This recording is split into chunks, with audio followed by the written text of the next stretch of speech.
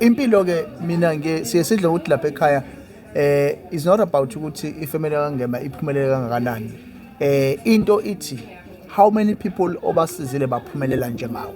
Ilokho ke nje. Njengoba ubabona nje abafowethu nodadewethu sihleli no Ricardo noThokozane bathe no ngeke sikwazi ukungayiphathi ungayimbandakanye naleli thuba lebusiness. Kodwa ke akayikhulumele naye ngoba nangu khona. Siyena ubonani. Yini ulethwe yini la? Ukukhuluma iqiniso ngilethe ugogo. Safika okokuqala salalela i-presentation sayizwa ukuthi hayi no man ngempela imali la ekhaya sayidinga nje ikhona futhi satshela ugogo thina sithi siyamxoxela ayibo gogo waze ungena kuqala kunathi waqeda 33 days wayeke wayidla imali phambi kwethu sesisho ukuthi hayibo besikhamseleni ngempela manje sesithe hayibo ngeke singasali kwimana isidilikele nje hayi cha sizokuleli business ukuthi senze nabo abantu abadingakalayo. But into ebengifuna ukuthi ngiye kuyona ngicela iadvice. I know ukuthi you've been in the business industry for such a long time. Ngiyayifisa ukuyithola iadvice because with network marketing what we have seen abantu bafike babe ama-millionaires then ikusasa seba ama-centennials. With this opportunity RNK yiphi advice ongayipha abantu masebenze imali because there is no doubt ukuthi bazoyenza imali. There is no doubt about that. Abantu already bayenza imali. No, mhlawumbe umyalezo engawunikeza abantu since umuntu waqala network marketing abantu abaningi umbuzo wakho umuhle kakhulu ukuthi yini yenza ukuthi abantu bashaya amamiliyoni beba amasentone. So into imile but ithi into awuyiyeke imali ikhule yona ungakhuli wena. Angiphiki iyeke imali ikhule imali but wena ube humble. That is the only thing elimaza abantu abaningi. Banele beshaya imali bethola imali bese bayaphakama besukume bephakame beze bedlula imali asebayenzile. Iyona into ebashaya. That is the only thing eshaya abantu. So what can be an advice kubantu besazokwenza imali besazokwenza ama-millions ukuthi imali bangayiphatha kanjani ikuphi abangakwenza ukuthi bakwazi ukuthi le mali bayigcine noma ngabe sihlezi sisho ukuthi u-RNK is an opportunity. I-taxi industry i-opportunity. Exactly. Noma iliphi business li-opportunity. Kodwa i-business kunesikhathi la khona esukela i-opportunity khona. U-Uber was once an opportunity. Kodwa njengamanje useyona opportunity. Yayibona into leyo. We see so much of competition ka-NTT.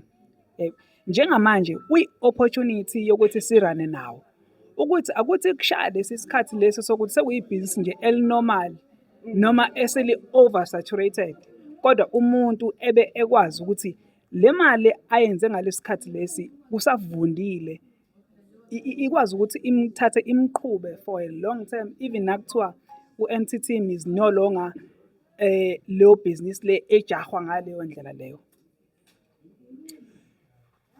Ngikuzwa kahle my brother ngikuzwa kahle and ngiyayithanda leyo ikhulumayo ngoba it is very important ngempela ukuthi ibhizinisi malisahamba kahle ukwazi ukuhlakanipha.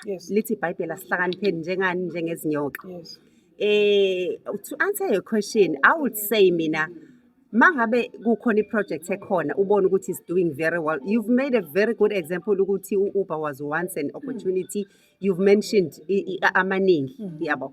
So ngiyathanda ukusho ukuthi ibhizinisi malisenza kahle mina I always encourage ngine team that I'm mentoring so ngiyaba encourage ngokuthi abagcini ngokwenza imali kuphela but I also teach them ukuthi uma imali sikhona ke then bese kuphenduleka lo mbuzo wakho ukuthi yini okufanele ukuthi siyenze. I always say uma senza imali as you are doing here ka RNK and NTT, it's very important to invest in other businesses like traditional businesses.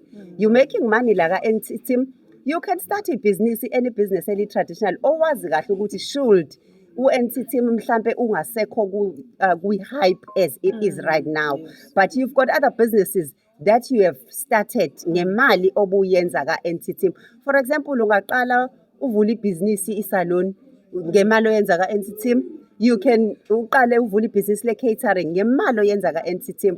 That's what we've been teaching people for all these years since 2010 ukuthi ma wenza imali awebe khona amabhizinisi owenzayo amanye eceleni a-traditional angaxabani nalento oyenzayo yaka-R&K, but owaziyo ukuthi you will benefit from them in a long run should things zingasahambi ngendlela leyo kade wenza ngayo ekuqaleni. Okunye okubalekile my brother before nje sibadedela ababukeli beMashelela TV ileyo ukuthi asiyekeni bafowethu lento yokuthi silokhu sithi hayi asingeni ka-NCTeam because ibhizinisi lizohamba. Bafowethu ayikho into ebaleke njengokusebenzisa i-opportunity mayibekiwe phambi kwakho. Can you imagine ubhizi wena lokhu uthi hayi lo NCTeam wabo nawo uyohamba. Kwenzakalani kuma-bank balance wethu since August last year? Wena ulokhu ugade ukuthi hayi u-NCTeam uzohamba uzokwenzakalani. And u-NCTeam, let me tell you something, it's not going anywhere at the moment. I'm feeling very sorry for you. Olokhu bala ukuthi uzohamba kuzoba njani. Senza imali bafowethu asidlali. We are not making nje lama interviews just to entertain you la emhlabeni. We are making money guys, serious money. Every day senza ama-dollar. Guys, umhlaba ushintshile njengamanje. Mawusadependele ekutheni uzoya ka-JOB, ukhuluma ne-graduate ke unfortunately kufundekile kwakelezeka abafowethu sawagqoka amajazi amnyama awakaze asinike imali until we consider in-network marketing as the way to go.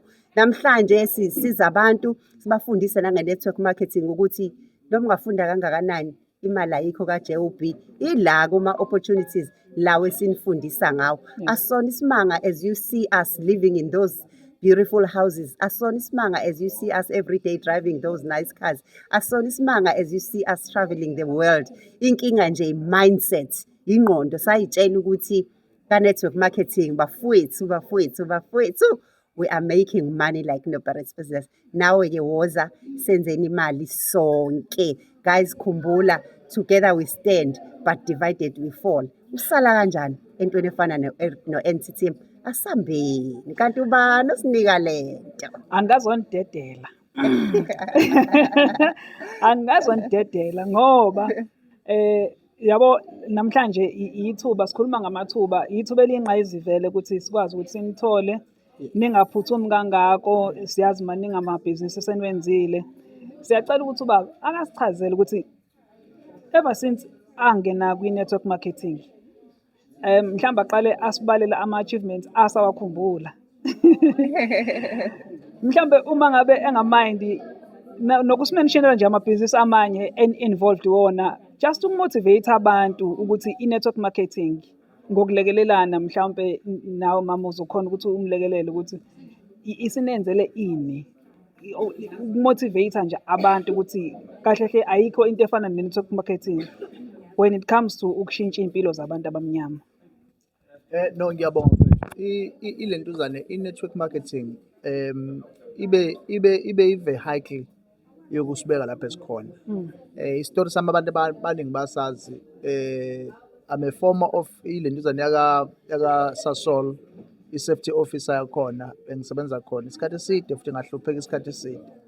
Then I decided to look ithuba le-network marketing. Ama-achievement ke sesiwenzile they are maningi kakhulu in such a way that